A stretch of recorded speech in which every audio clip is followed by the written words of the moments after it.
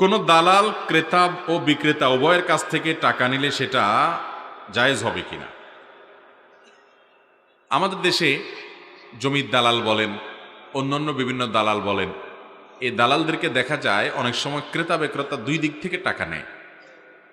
অনেকে দেখা যায় ক্রেতার পক্ষ থেকে টাকা নেয়, অনেকে শুধু বিক্রেতার পক্ষ থেকে টাকা নেয়। কারণ যে বেচবে সে বলে, ভাই আমার জমিটা একটু বেচে দাও, তুমি কাস্টমার খুঁজে আনো, তো তোমাকে এত দেব। এরকম যেরকম আছে, এটা যেরকম আছে।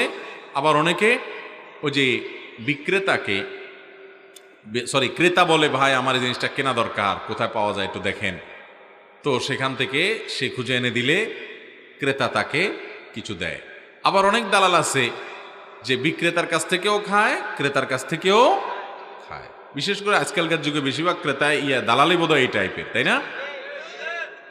তো এটা জায়েজ হবে তখন যদি সে ক্রেতা বা বিক্রেতা কারোর পক্ষ থেকে উকিল না হয়। অর্থাৎ ক্রেতার সাথেও কোনো চুক্তি নাই, বিক্রেতার সাথেও চুক্তি নাই, সে নিজে নিজে দালাল।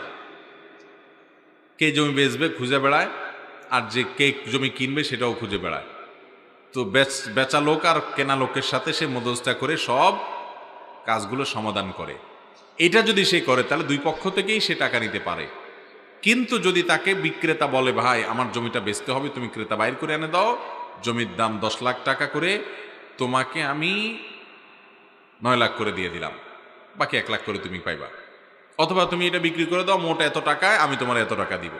এটা যদি বিক্রেতা বলে দেয় তাহলে সে ক্রেতার কাছ থেকে আর কোনো টাকা খেতে পারবে, তাহলে সে শুধু বিক্রেতার কাছ থেকে নিবে। একইভাবে যদি ক্রেতা বলে দেয় যে ভাই আমাকে এটা খুঁজে বের করে দেন আপনি, তাহলে আমি এত টাকা দেবো, তাহলে তাকে সে নিয়োগ দিলে সে যার কাছে কাজ দিল সেই বিক্রেতার কাছ থেকে সে আর টাকা নিতে পারবে না। যদি নেয় সেটা উৎকোচ হবে এবং জায়েজ হবে।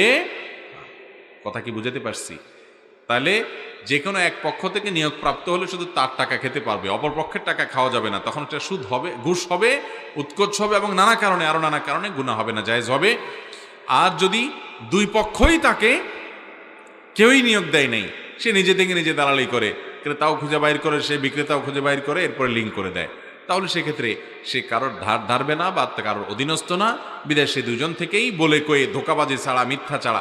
দালাল মানে এখন প্রতারণা করবে, তিলের তাল বানাবে। বিদেশের দালাল মানে হলো ভিসা আসবে, মনে করেন ক্লিনারের, বলবে যে তুমি বিশাল বড় ম্যানেজার পোস্টে যাচ্ছ, আছে না নাই? বিশাল বড় ম্যানেজার তুমি, সেখানে যায় দেখে হায় হায় কিসের ম্যানেজার, যাও নিয়ে ধরা দিছে। তো এরকম 2 নম্বরই ভিসার দালালরা করে কি করে না?